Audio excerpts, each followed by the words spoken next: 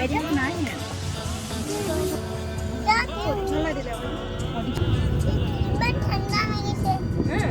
চব বাবুবিলাকে বেমাৰ হৈছে, ডক্টৰ ওচৰত আহিছে। বাবু কি কৰিছে? ডক্টৰে কি কৈছে চাওঁ কেনেকৈ দিছে।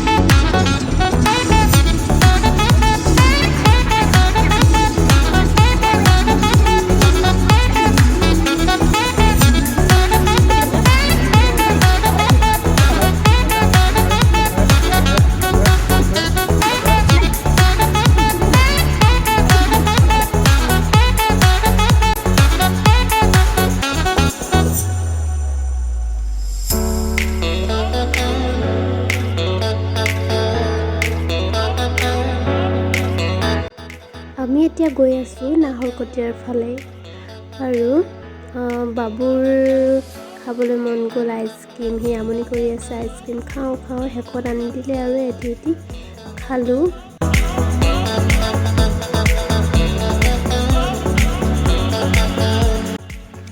আহি আমি পালোহি টিপাম ফাকেৰ বুদ্ধ বিহাৰ। আমি গাড়ীৰ ভিতৰৰ পৰাই চালোঁ। তাৰ পাছতে আমি গৈ থাকিলোঁ একেবাৰে টিপামৰ পাহাৰ তালৈ গ'লোঁ।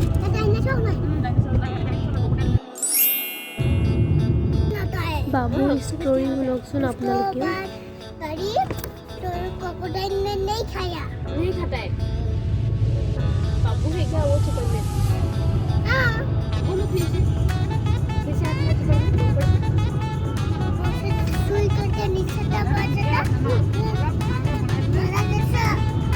उठी ना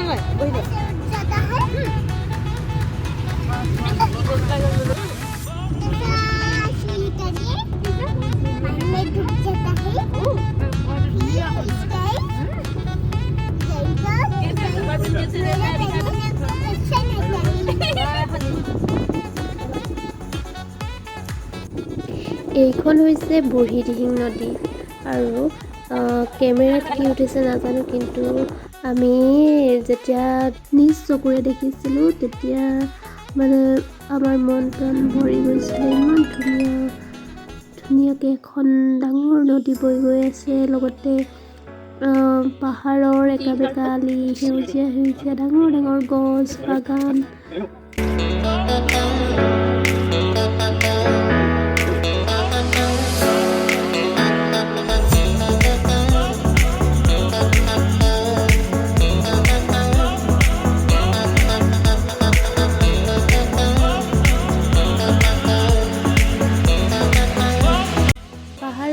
বেকি ৰাস্তাৰ মাজেৰে গৈ শেষত আমি পালোগৈ সীতাকুণ্ড।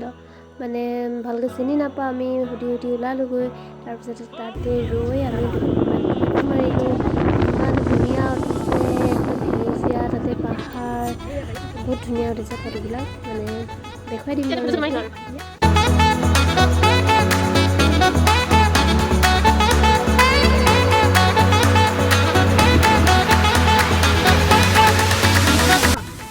আহোম ৰাজ্যৰ প্ৰতিষ্ঠাপক পুৰুষ চাওলুং চুকাফাৰ প্ৰথম ভেটি হৈছে টিপাম। টিপামৰ পশ্চিমে থকা বুঢ়ীদিহিং নদীখন, দক্ষিণ পশ্চিমে অৰুণাচল আৰু নাগালেণ্ডৰ নীলম পৰ্বতৰ শাৰী আৰু উত্তৰ পশ্চিমে ব্ৰহ্মপুত্ৰ উপত্যকাৰ বিস্তৃত সমভূমি খণ্ডই টিপামৰ প্ৰাকৃতিক সৌন্দৰ্যত বহুত বেছি প্ৰভাৱ পেলায়। টিপামলৈ গ'লে আপোনালোকে সীতাকুণ্ডও চাব পাৰিব। সীতাকুণ্ড হ'ল বুঢ়ীদিহিং নদীৰ এটা সুউচ্চ নদীদ্বীপ হয়। সীতাকুণ্ড বৰ্তমান এখন পৰ্যটকৰ আকৰ্ষণস্থলী হৈছে।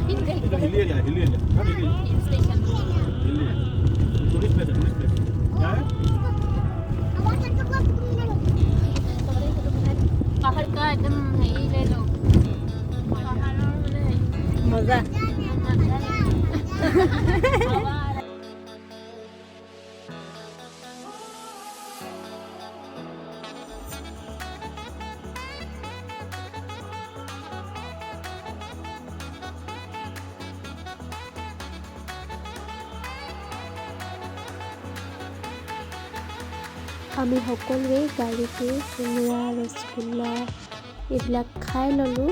তাৰপিছতে পুনৰ আমি যাত্ৰা আৰম্ভ কৰিলোঁ। ফাইনেলি আমি আহি পালোঁহি টিপাম দেওশাল থান। টিপামৰ যিখন দেওশাল থান, এই বহুত ষ্টেপ আছে, সেইবিলাক বগাই 1000তকৈ ওপৰ আছে। বগাই দেওশাল থানখন আমি পাওঁ। তাতে গৈ কি কৰিলোঁ অলপ দেখুৱাই দিছোঁ আপোনালোককো, চাই থাকক ভিডিঅ'টো।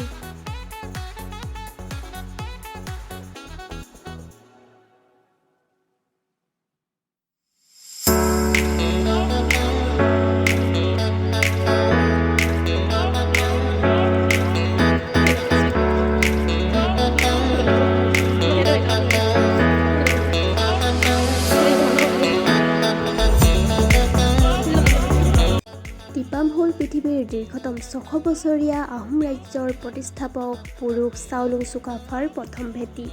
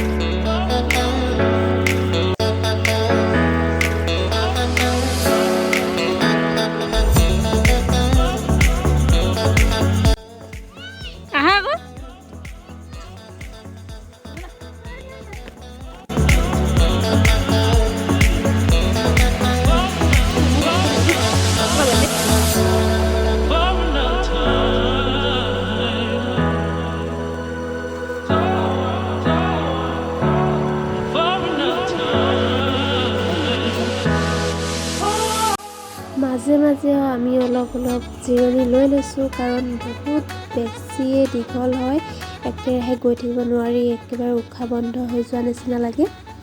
গতিকে আৰাম কৰি আমি গৈ আছিলোঁ আৰু চিৰি বগাই আমি শেষত পালোহি ওপৰ। ইয়াতে দেওশাল থান ইয়াতে আছে। আমি পূজা কৰিলোঁ, তাৰপিছতে তাতে আমি বহি অলপ ৰেষ্ট ল'লোঁ, তাৰ প্ৰাকৃতিক সৌন্দৰ্যটো অলপ উপভোগ কৰিলোঁ, লগতে ফটো মাৰিলোঁ। আৰু আপোনালোকে চাই থাকক ভিডিঅ'টো।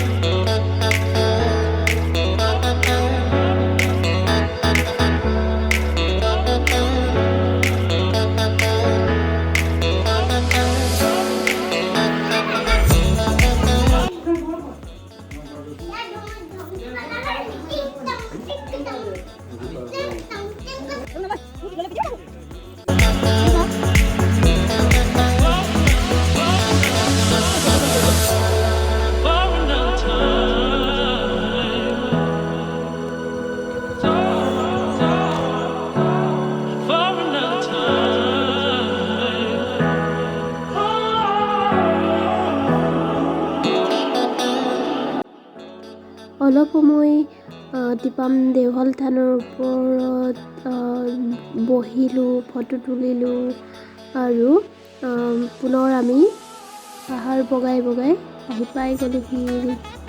তাৰপিছতে মই বাবুক সুধিলোঁ যে ওপৰত কি দেখিলা? পানী আৰু চাহ। টিপামৰ প্ৰাকৃতিক সৌন্দৰ্য উপভোগ কৰাৰ পাছত আমি পুনৰ গাড়ীত উঠি ঘৰমুৱা হ'লোঁ। আৰু সেই দেওবাৰ দিনটো বহুত বেছি আমি উপভোগ কৰিলোঁ প্ৰাকৃতিক সৌন্দৰ্য, বহুত মনটো ভাল লাগিছে।